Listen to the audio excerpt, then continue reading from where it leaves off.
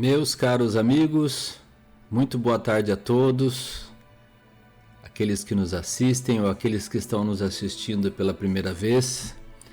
Nós temos um canal que se chama Reflexões Espiritualistas. Meu nome é Túlio Chipoletti, e esse canal se dedica à divulgação de temas ligados à espiritualidade superior, à doutrina espírita e ao Evangelho de Jesus, né? Normalmente nós aqui trazemos capítulos ou livros de espíritos importantes que trouxeram através da psicografia do Chico Xavier mensagens de alto valor educativo, moral, intelectual e principalmente de comportamento, né? Comportamento humano. Aqui nós estamos estudando um livro chamado Pensamento e Vida, escrito pelo Emmanuel na década de 50, que mostra como o nosso pensamento influencia sobremaneira a nossa vida, a ponto daquilo que nós pensamos fazer parte da nossa existência de forma bastante forte, eu diria, né? Nós já estamos estudando já há algumas semanas, hoje vamos ver o capítulo de número 21, chamado Dever, né? Então eu tenho certeza que todos vocês vão gostar, porque esse livro do Emmanuel é um dos livros, é difícil falar isso, mas é um dos melhores livros da lavra literária e doutrinária do espírito Emmanuel, que foi um senador romano lá na época do Cristo, senador Públio Lentulus, como você pode ser visto no livro Há 2000 anos, e logo depois reencarnou como um escravo Nestório, que também pode ser visto no romance 50 anos depois, que eu recomendo a todos a leitura desses dois livros aí na sequência, que são maravilhosos, tá bom? Lembrando, se gostarem do vídeo, do conteúdo do canal, deixem o seu like, compartilhem com seus amigos, familiares, para que o canal possa ter mais visualizações e com isso ganhar relevância dentro do YouTube, a ponto de ser exibido naturalmente lá pelo algoritmo do YouTube para mais pessoas que estão aí pesquisando ou querendo saber sobre temas da espiritualidade, né?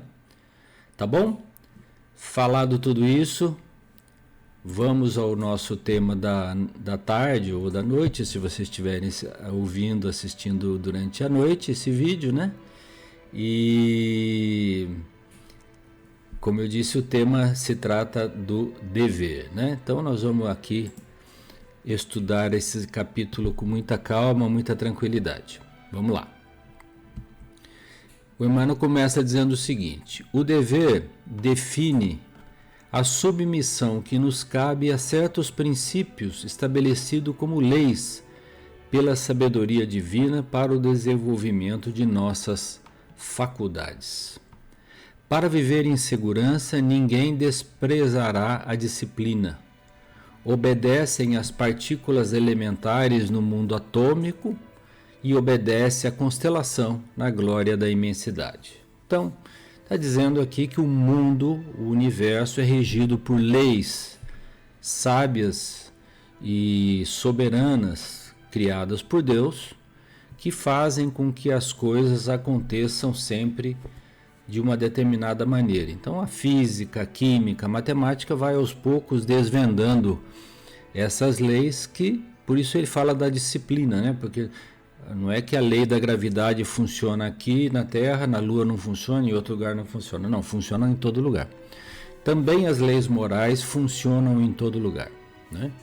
Então, tanto faz no mundo atômico e subatômico, como nas grandes dimensões cósmicas do universo, esses princípios estabelecidos pela lei, pela sabedoria divina, funcionam igualmente em toda parte. Muito bem, isso significa que nós estamos todos submetidos a essas mesmas leis, né? Que regem a vida de um verme no pântano até de uma constelação ou de uma galáxia distante, né?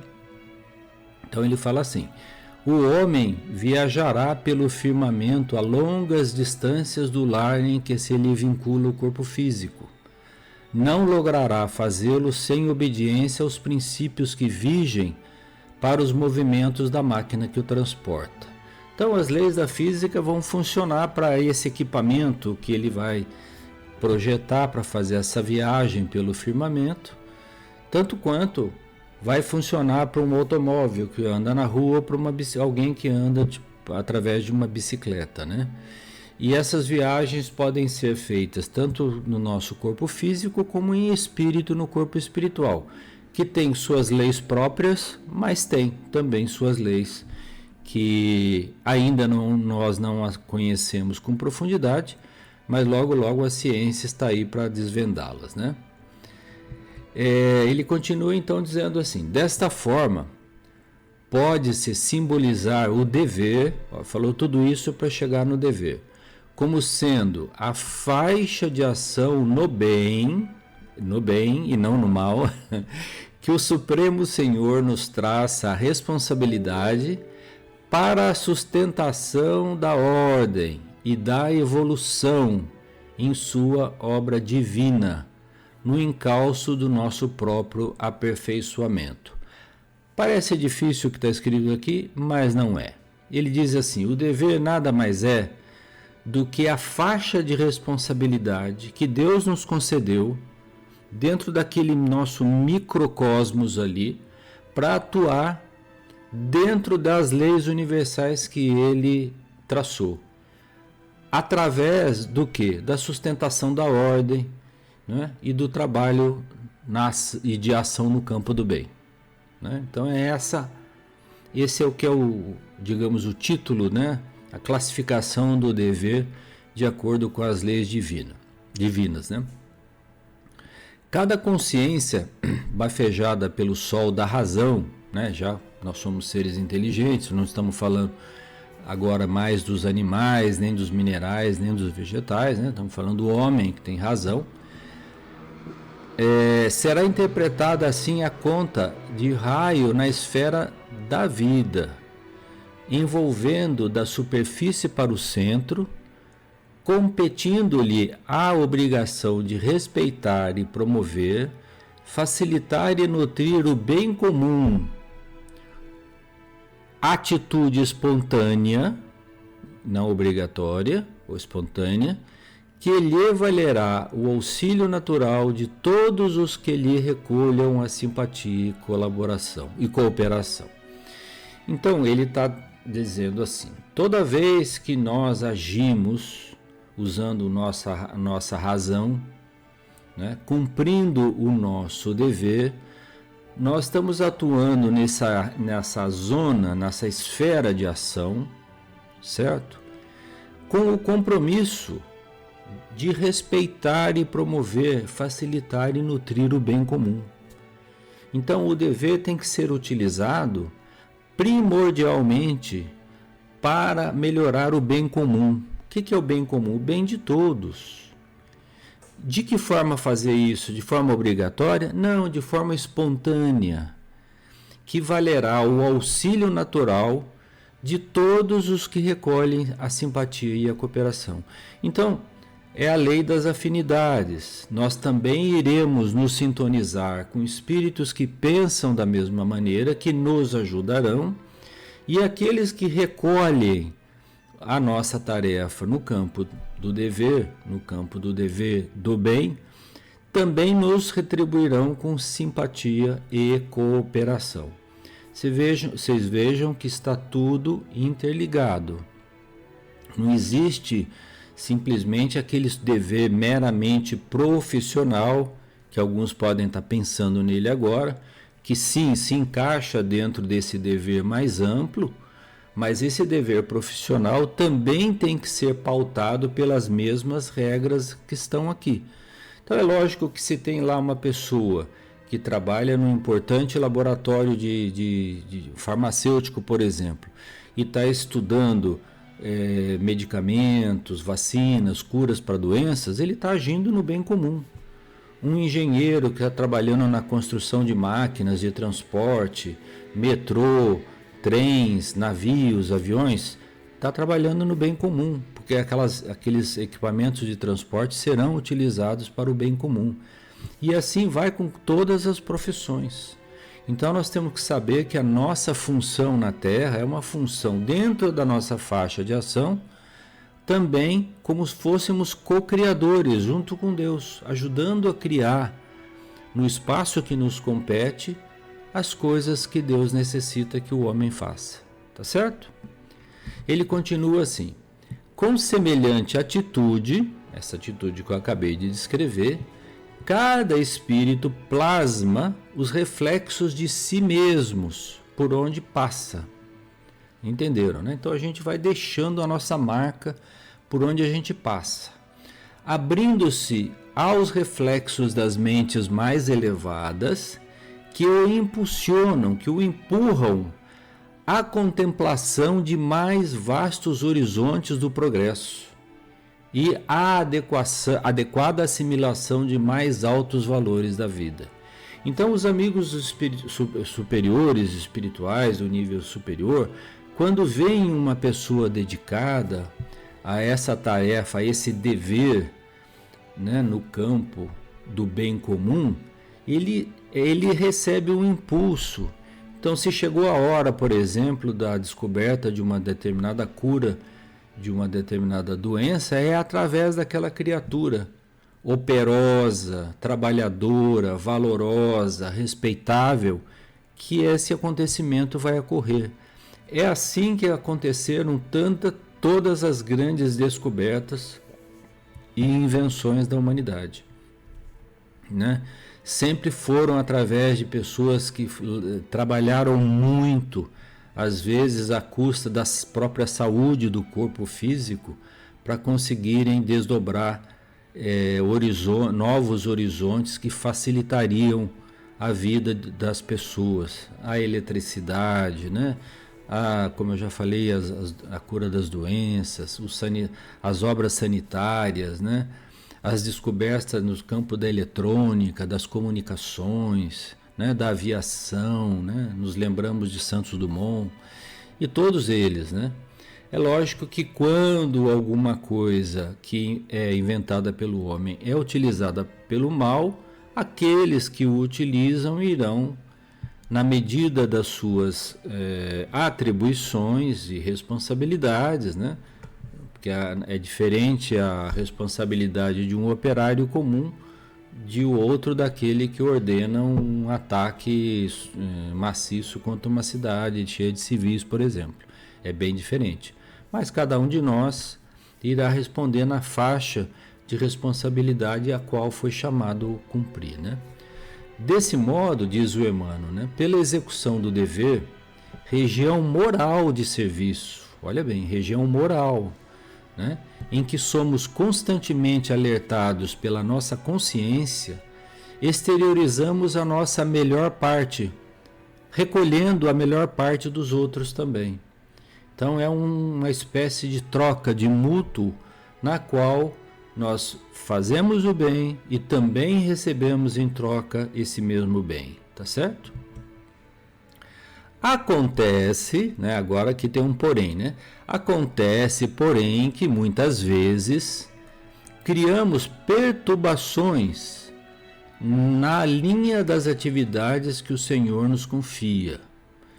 E não apenas desconjuntamos a peça de nossa existência, como também colocamos em desordem muitas existências alheias, desajustando outras muitas peças na máquina do destino. Então, quando nós não cumprimos o nosso dever, ou seja, quando nós descumprimos o dever nas linhas morais que foram traçadas aqui anteriormente, nós geralmente criamos situações, problemas para nós mesmos e para outras pessoas, a maioria das vezes, que descoordena, desconjunta aquela atividade. Se é na família, isso acontece na família. Se é no trabalho, acontece no trabalho profissional. Se é numa organização, uma ONG que nós trabalhamos, é lá também. Em qualquer parte onde nós erramos na execução do nosso dever, nós criamos um empecilho para que aquela máquina evolutiva funcione corretamente. Então, o que acontece? Surge então, como diz o Emmanuel aqui, para nós o inexorável constrangimento à luta maior. Aí nós somos chamados a consertar o erro, que podemos nomear como sendo o dever regeneração, pelo qual somos compelidos a produzir reflexos inteiramente renovadores de nossa individualidade à frente daqueles que se fizeram credores das nossas cotas de sacrifício. Então aqui é a hora que nós somos chamados de volta, muitas vezes através de uma nova encarnação ou na mesma encarnação, a consertar aqueles problemas que nós criamos, né? E aí é que acontece isso que vai falar o Emmanuel aqui agora. É dessa maneira que recebemos por imposição das circunstâncias a esposa incompreensiva, o esposo atrabiliário, que atrabiliário é aquela pessoa ou melancólica ou agressiva, o filho doente, o chefe agressivo, o subalterno infeliz, a moléstia pertinaz, aquela que não vai embora, ou a tarefa compulsória a benefício dos outros, como gleba, como terreno espiritual para esforço intensivo de recuperação de nós mesmos.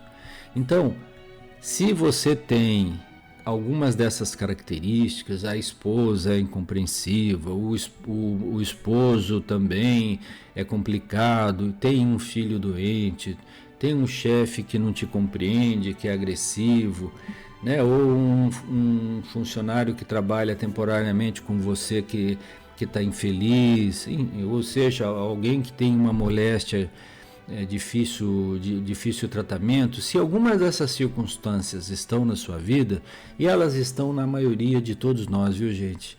99,9% da população do planeta hoje passa por isso. É porque nós mesmos contribuímos para desviar essas criaturas do caminho reto, e elas voltam para nós, para a gente poder consertar aquela relação que foi quebrada, né? À custa de, às vezes, muito sacrifício, às vezes de dor, de sofrimento, de paciência, de humildade, para que a gente possa vencer, não essas criaturas, vencer os erros que nós cometemos e ajudá-las a também se recuperarem, tá certo?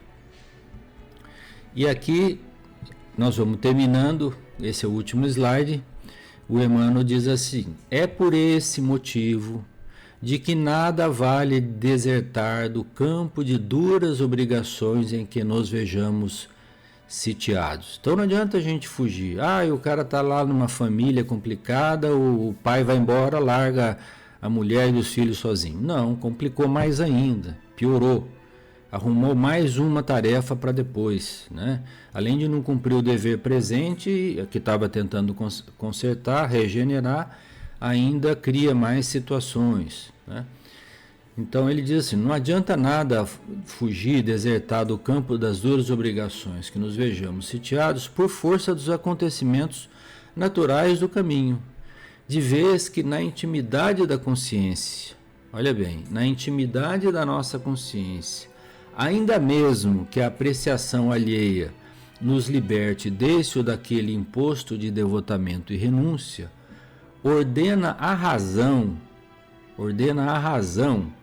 estejamos de sentinela na obra de paciência, de tolerância, de humildade e de amor, que fomos chamados intimamente a atender. Sem isso, não obstante a aparência legal de nosso afastamento da luta, somos invencivelmente onerados por ocultas sensações de desgosto ante as nossas próprias fraquezas, que, começando por ligeiras irritações e pequeninos desalentos, acabam matriculando-nos o espírito nos institutos da enfermidade ou na vala da frustração. Enfermidades que são as mais variadas, a começar pela depressão, né? Pela falta de vontade de viver, ou outras doenças ou moléstias que nos acodem o veículo somático, porque nós já vimos nas lições anteriores, uma delas se chama o corpo, se alguém quiser rever lá, que tudo que nós pensamos, de alguma forma, afeta as células do nosso organismo.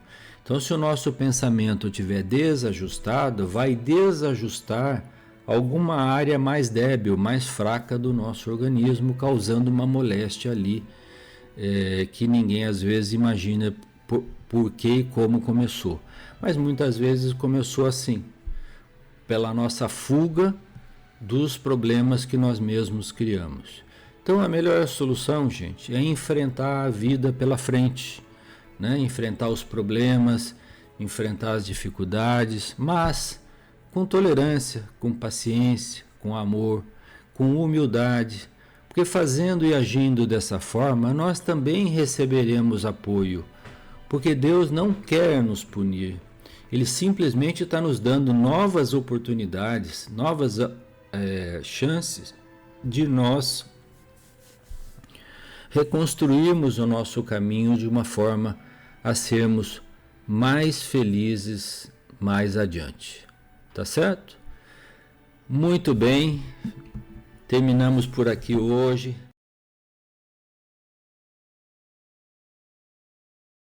Hoje nós vamos tratar do capítulo 22, que se trata do tema culpa, tem relação com o capítulo anterior, que é dever, que eu vou deixar para vocês no final, no card lá, para quem quiser reassistir ou quem não tem assistido.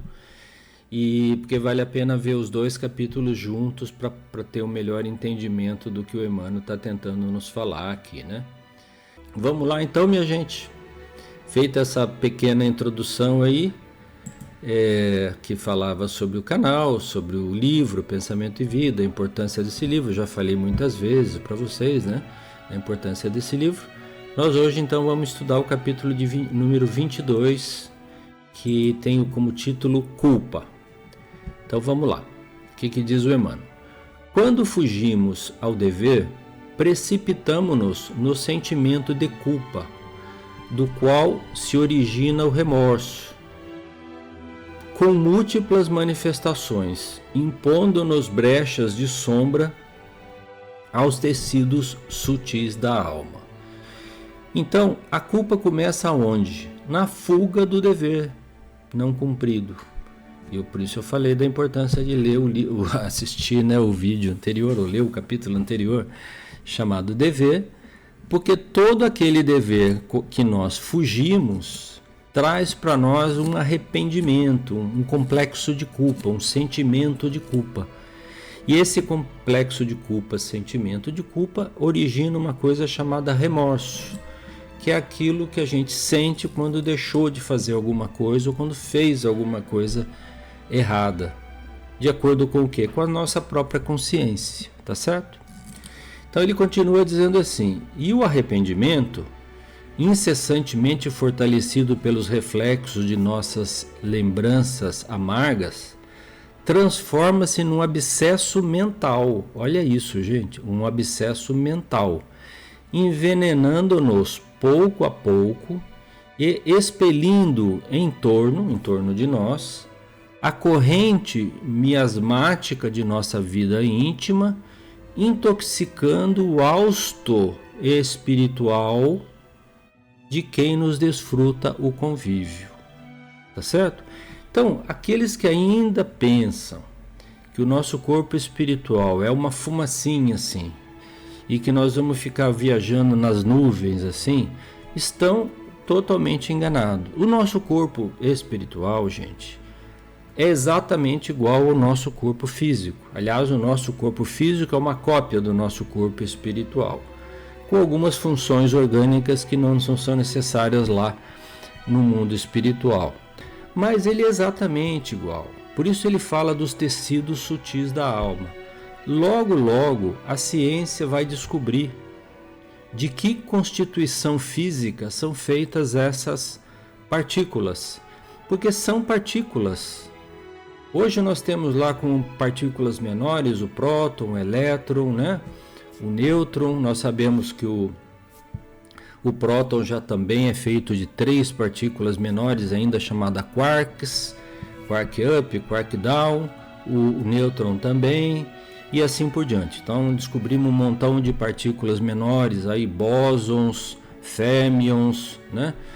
E são as partículas bariônicas que compõem a matéria física, né? Mas mais partículas existem, que logo, logo a ciência vai descobrir. São partículas tão quintessenciadas, tão infinitamente pequenas, que nós não podemos ver. Tanto assim que está cheio de espírito aqui à nossa volta e nós não vemos, tá certo? Mas os nossos pensamentos influenciam neles e os deles influenciam em nós. A fonte, o elo de ligação é o pensamento, tá certo? Por isso que quando a gente sente o famoso remorso que ele falou ali, impõe brechas de sombra aos tecidos mesmos, tecidos sutis da alma.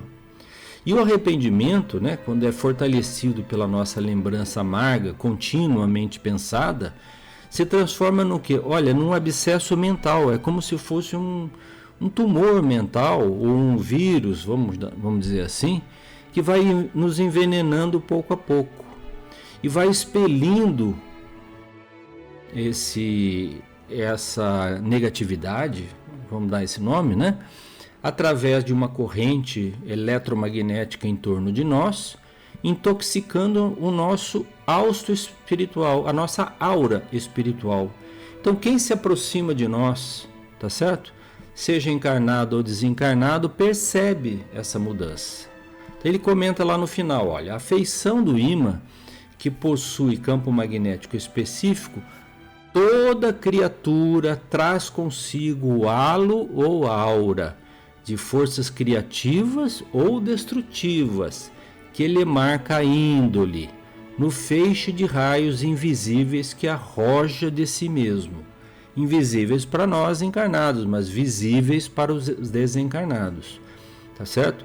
Então tá aqui a famosa aura ou halo, que todos nós sempre ouvimos falar. Existe, de fato, ele está em torno de nós e reflete a nossa condição íntima, o nosso caráter, a nossa índole, boa ou má, dependendo de como fomos ou somos, né? Então ele continua assim: é por esse halo, olha bem, é por esse halo que estabelecemos as nossas ligações de natureza invisível nos domínios da afinidade. Ué, mas você não falou agora que é pelo pensamento? Sim, o pensamento é que influencia esse halo, e esse halo consegue se sensibilizar, né, com a presença de pessoas que se afinam conosco ou que se desafinam conosco, né? Então ele diz assim: operando a onda mental em regime de circuito, então forma-se aí um circuito entre nós e essas outras criaturas. Por ela incorporamos, quando moralmente desalentados, e aí temos que tomar cuidado com o desânimo, os princípios corrosivos que emanam de todas as inteligências, encarnadas ou desencarnadas, que se entrosem conosco no âmbito de nossa atividade e influência. Então, é aquilo que eu falei, gente. Se a gente está desanimado, abatido, desalentado, depressivo, nós vamos encontrar pessoas, tanto encarnadas quanto desencarnadas, que se associam conosco, fortalecendo essa situação. Vamos ficar mais desanimado, mais desalentado, mais depressivo ainda, porque nós vamos ficar trocando essas correntes com essas outras criaturas. No entanto, se a gente tiver confiança, fé, alegria, certeza de que Deus está no comando, nós vamos também nos sintonizar com espíritos bons que vão nos ajudar a continuarmos nessa faixa evolutiva, nessa faixa vibratória positiva, tá certo? Então ele continua dizendo assim: projetando as energias dilacerantes de nosso próprio desgosto ante a culpa que adquirimos, né? Aquela culpa pelo dever não cumprido ou pelo mal que fizemos, quase sempre somos subitamente visitados por silenciosa argumentação interior, que é a nossa consciência, que nos converte o pesar, inicialmente alimentado contra nós mesmos, em mágoa e irritação contra os outros. Então a gente começa magoado conosco mesmo, triste conosco mesmo, se sentindo mal com a gente mesmo. Mas daqui a pouco aquilo se transforma numa irritação contra qualquer um. Porque alguém diz uma coisa, você não gosta daquilo que ela disse, já vira uma mágoa e já vira uma irritação. Então tem um efeito de bola de neve que ninguém pode prever onde vai parar. Por isso é que é importante cortar isso, mesmo que você tenha errado ou que tenha cometido algum erro, é importante levantar a cabeça e ir para frente. Tentar corrigir o erro da melhor forma possível, se é que é possível, e se não é, rezar a Deus que te ajude, que te perdoe. Mas não se desalentar, não se desanimar, não deixar se levar pelo complexo de culpa, porque ele é corrosivo, corrói a nossa alma, corrói o nosso espírito. Tá certo, gente?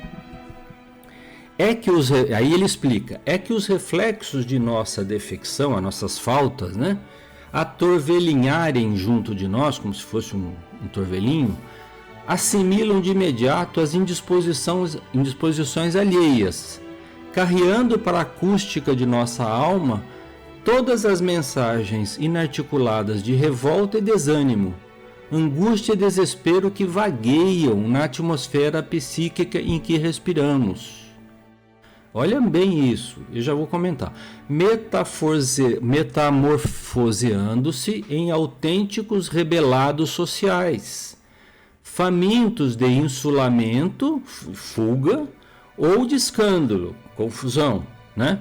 Nos quais possamos dar pasto à imaginação virulada pelas mórbidas sensações de nossas próprias culpas. Então, o sentimento de culpa tem que ser combatido, gente, para que ele não se transforme nesse vírus que ele falou aí, ó, imaginação virulada. Porque daí a gente começa a achar que é perseguido, começa a achar que as pessoas não gostam da gente, ou que Deus não nos ama, ou que fulano de tal está nos perseguindo.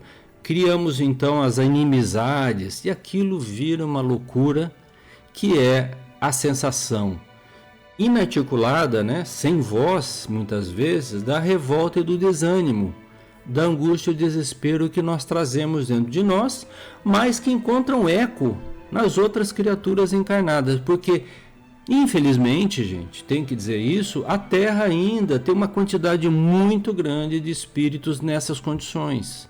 Então esses espíritos vão se sintonizar com a gente, vão fazer morada aqui na nossa casa íntima e na nossa casa física também, tá certo? E vão viver com a gente. E a gente vai cada vez tendo mais dificuldade de sair dessa situação. Por isso Cristo nos falou, vigiai e orai para não cairdes em tentação, tá certo?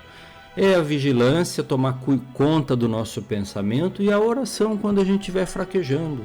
A oração, gente, é um bálsamo importantíssimo, é uma ligação com Deus, direta com o Criador, né? Então vocês podem orar, pode orar também para os seus santos de preferência, para os seus espíritos protetores, não tem problema, desde que a oração seja sincera, pedindo ajuda para vocês se recuperarem.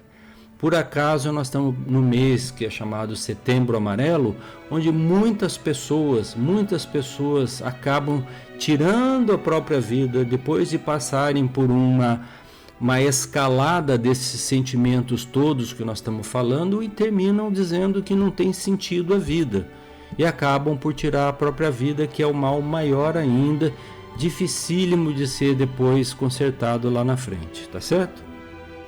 Bom, é nesse estado negativo, ele continua dizendo, né, que, martelados pelas vibrações de sentimentos e pensamentos doentios, atingimos o desequilíbrio, olha, parcial ou total, da harmonia orgânica, enredando corpo e alma, tá vendo? Corpo e alma, não é só alma não.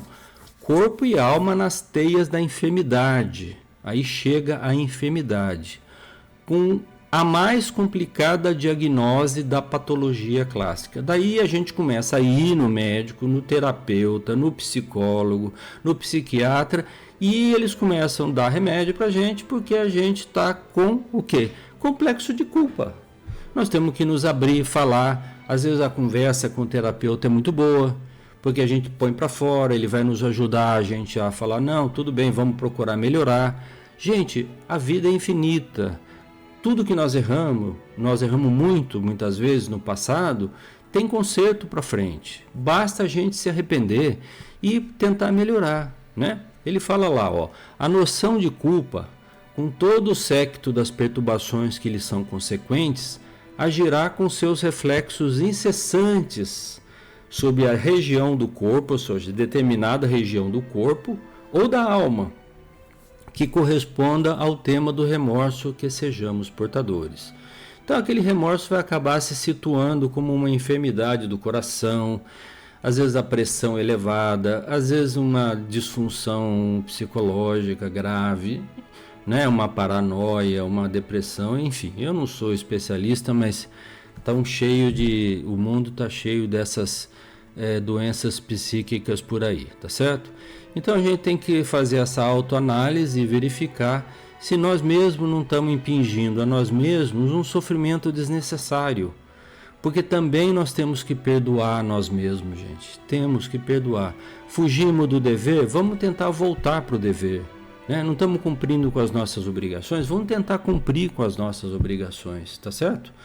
Não nos desentendemos com determinada pessoa, vamos tentar nos entender com aquela pessoa, né? Vamos tentar melhorar, né? E a gente vai fazendo esse esforço e aí os bons espíritos vão nos ajudar, certamente vão nos ajudar.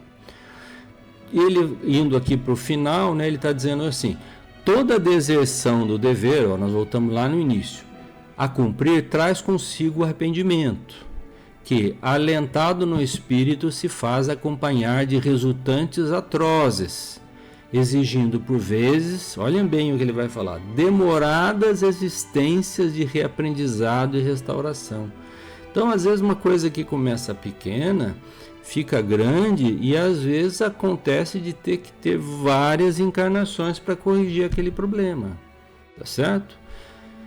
Cair em culpa demanda, por isso mesmo, humildade viva para o reajustamento tão imediato quanto possível de nosso equilíbrio vibratório. Essa aqui é muito importante, eu vou repetir.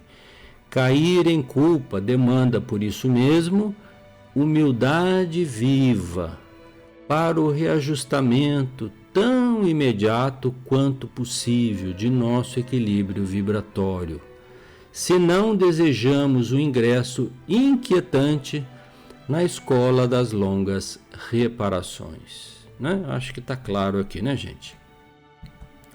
E finalizando, ele diz assim, é por esta razão que Jesus, não apenas como mestre divino, mas também como sábio médico, nos aconselhou a reconciliação com os nossos adversários enquanto nos achamos a caminho com eles, ensinando-nos a encontrar a verdadeira felicidade sobre o alicerce do amor puro e do perdão sem limites. É Ele de novo, Jesus, sim, é Ele, Jesus que vem no nosso socorro com as suas lições maravilhosas, né? Lembrem-se da conversa com Pedro. Pedro perguntou para ele, mas Senhor, porque estava sendo criticado lá, Pedro chegou para ele, mas Senhor, quantas vezes terei eu de desculpar o meu ofensor, né? E o Cristo pegou ele assim pelos ombros, saiu para caminhar, falou, Pedro, Em verdade te digo que não serão 7 vezes, mas 70 vezes 7 vezes. Ou seja, sempre, né? 70 vezes 7 para eles lá naquele tempo era como se fosse o infinito. Então, é para sempre. Você tem que perdoar sempre. Por isso que ele fala lá no final, perdão sem limites. Tá certo? Ah, mas eu perdoei 2 vezes já. Perdoa 3, perdoa 4, perdoa 5. Não tem problema. Entendeu? A felicidade é sua, não é dele, é sua. Quem vai ser feliz é você. Deixa que Deus cuide da justiça. Não temos nós que fazer justiça. Tá certo? E quando ele diz reconciliação com os nossos adversários enquanto nos achamos a caminho com eles, porque se eu não peço perdão para uma pessoa que está aqui viva ao do meu lado, daí quando ela desencarnar vai ser mais difícil, daí eu não vou encontrar, não sei se eu vou estar vendo ela, então aproveita, você está junto com a pessoa, né? Resolve aquela situação.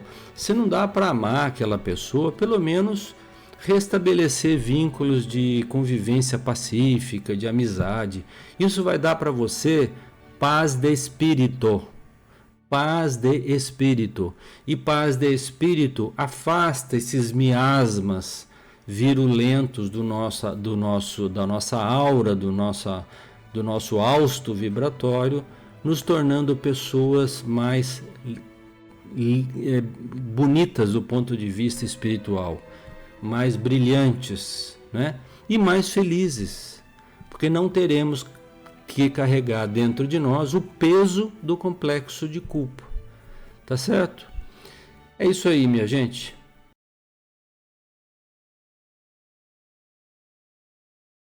A mensagem da noite de hoje é sobre o auxílio. Logo em seguida, só para dar um gostinho aí para vocês, nós falaremos sobre humildade, depois sobre tolerância, depois sobre oração, depois sobre obsessão, enfermidade, morte e termina o capítulo 30 intitulado Amor, que é muito bonito, vale a pena. Muito bem, vamos lá então começar o estudo da noite de hoje com o tema auxílio. Vamos ver o que o Emmanuel nos reserva. Então ele começa dizendo assim: auxiliar espontaneamente é refletir a vida divina por intermédio da vida de nosso eu, que se dilata e engrandece à proporção que nos desdobramos no impulso de auxiliar. É importante entender uma coisa. A palavra espontaneamente, né? Auxiliar espontaneamente. A gente vai ganhando espontaneidade no auxílio ao nosso semelhante na medida que a gente auxilia mais e na medida que a gente trabalha mais, né? Então, o que ele está dizendo é isso, né? Quando a gente auxilia espontaneamente, nós estamos refletindo, de algum modo, como o sol se reflete num espelho, a divina vida, seja as luzes divinas de Deus, né? Por intermédio de nós, pobres seres ainda despidos de qualquer valor, assim, mas que podemos com isso colaborar com Deus no intuito de auxiliar os nossos semelhantes, né? Então ele continua dizendo assim: a eterna providência é o reservatório do amor infinito. Então, claro que Deus tem um reservatório infinito, né, de amor para distribuir. Em doação permanente, solicitando canais de expressão que o distribuam. Olha bem, é como se tivesse uma gigantesca represa de amor, esperando que algum canal se coloque à disposição para distribuir aquele amor, os quais provê com matemática precisão. E olha que ele fala matemática precisão. Quer dizer que quando esses canais estão abertos para a distribuição do amor, eles vão fluir na medida da capacidade daquele canal de dispor de mais ou menos fluxo de amor, né? Que somos nós que teremos essa capacidade. Existem, gente, vários livros da série André Luiz, onde você vê um instrutor graduado resolvendo um caso de uma prece por intercessão, ou de uma obsessão, ou de um auxílio que eles estão fazendo. E esses, às vezes ministros até do nosso lar, quando chega na hora H, eles fazem uma prece e sempre aparece uma pessoa, normalmente uma mulher, que tem uma capacidade de amor muito grande para dar para a solução do problema final. Não que ele não tivesse essas condições, mas aquele que mais ama, mais pode. É da lei de Deus, tá certo? Então, às vezes, a gente não consegue convencer ninguém com as nossas palavras, mas um simples gesto de amor, às vezes, convence muito mais do que 1000 palavras, né? Então, ele termina esse pedaço aqui dizendo assim: é necessário, porém, estejamos de atalaia, né? Atalaia é vigilantes, né? Estejamos vigilantes no celeiro de nós mesmos, a fim de que não impeçamos o eterno dar-se do nosso Pai, dando incessantemente dos bens que ele nos enriquece.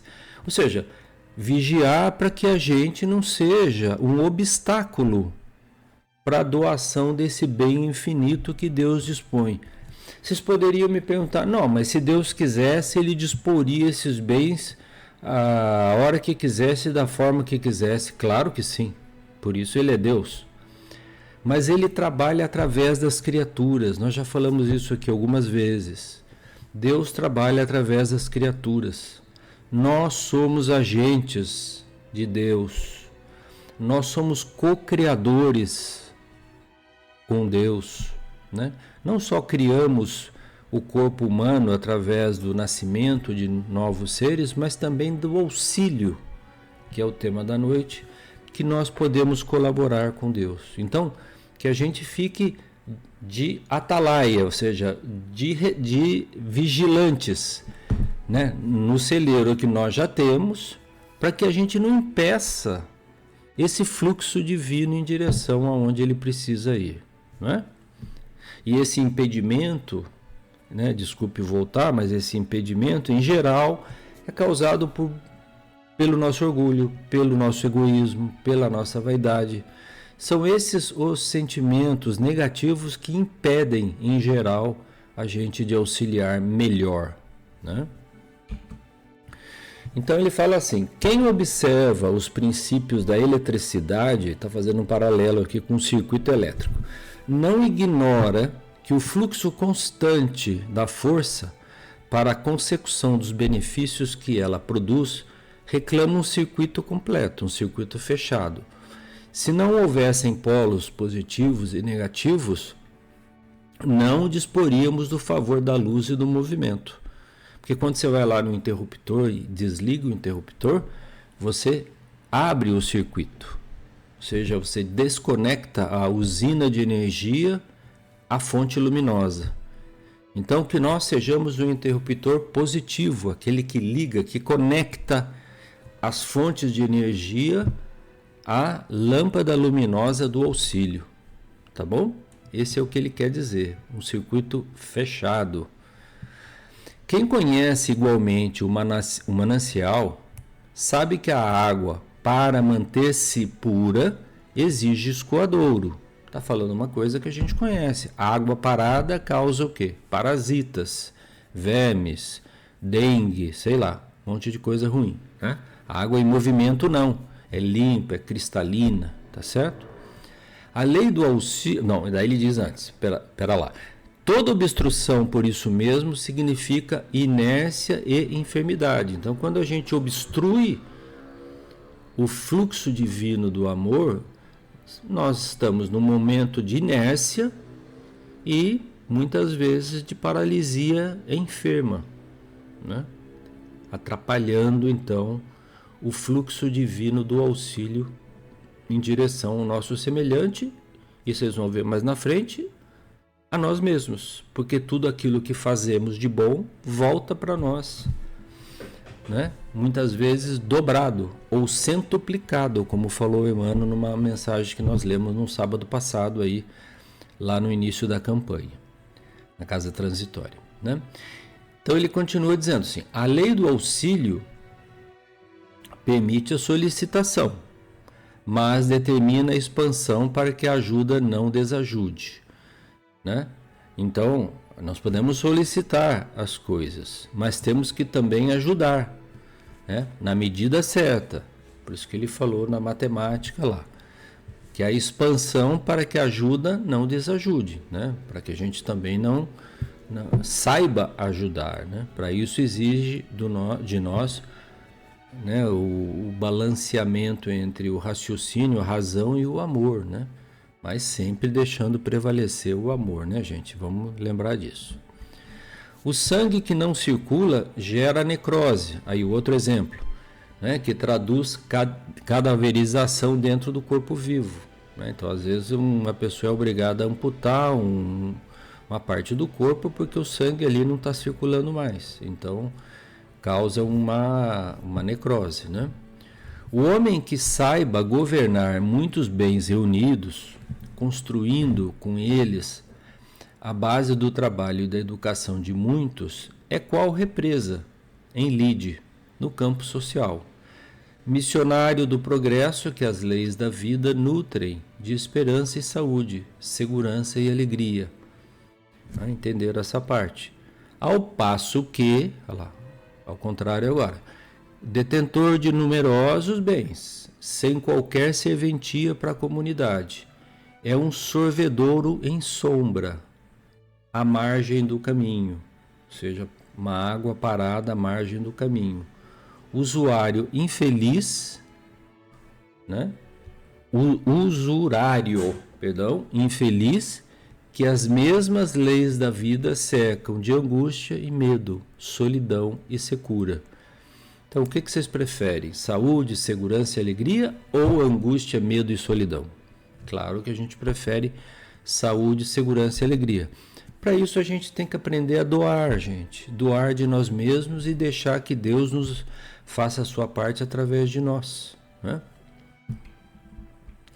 Ele continua, fala assim: o amparo que recolhemos, aquilo que eu falei antes, olha bem, corresponde ao amparo que dispensamos. Então, tudo aquilo que nós damos, nós recebemos de volta. Se damos amor, recebemos amor. Se damos ódio, vingança, dor, sofrimento, vamos receber na mesma proporção. Ódio, dor e sofrimento. E o amparo que dispensamos está invariavelmente seguido de vastos acréscimos potenciais para a hipótese de nos fazermos mais úteis. O que é isso que ele falou aqui? É que aquilo que nós doamos ainda será acrescido de mais coisas. Através do quê? Da divina providência. Porque quando vê que tem um canal distribuidor de auxílio, acorrem espíritos amigos que vão ali em nosso auxílio dispensar mais e mais auxílio através daquele canal que se abriu. É isso que ele está falando. Vastos acréscimos potenciais para a hipótese de nos fazermos mais úteis. Então, vamos lá. Na hipótese de nos fazermos mais úteis, certo? O amparo que nós dispensamos é quintuplicado, centuplicado, aumentado 10 vezes, 1000 vezes, né? E retorna para nós também em forma de felicidade, né? De saúde, de tranquilidade, de consciência tranquila, de alegria, tudo isso, né? Lembremos-nos de que refletir as bênçãos de Deus, que é o dispensador final de tudo, né? No socorro espontâneo ao próximo, sem o tambor da vaidade. Que bonita essa expressão, né? Sem tocar o tambor da vaidade, né?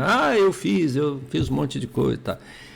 A estimular-nos o exclusivismo, né? O tambor da vaidade, é atrair os reflexos de Deus para aqueles que nos cercam, olha, a nossa família, nossos amigos, e que igualmente em silêncio se deslocam ao nosso encontro, prestando-nos assistência efetiva. Então, não só os espíritos desencarnados nos acolhem ou vêm nos ajudar, como também aqueles que estão ao nosso redor, que nos cercam, muitas vezes em silêncio, se deslocam em direção a nós, também nos ajudando nessa assistência efetiva do auxílio.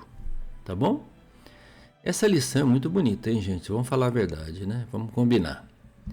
Então, aqui é o último slide, ele já está terminando. Ele diz assim: olhem, gente, ajudar com o sentimento, com a ideia, com a palavra e com a ação, ajudar a todos e melhorar sempre é invocar em nosso favor o apoio integral da vida. Ou seja, auxilia e seremos auxiliados. Essa é a lei da vida, né?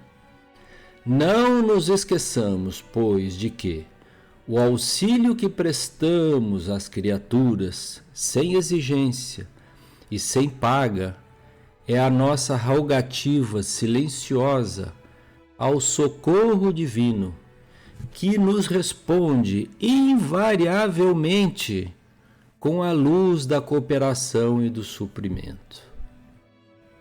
Gente, isso é de uma profundidade impressionante, mas ao mesmo tempo de uma sublimidade e de uma racionalidade total.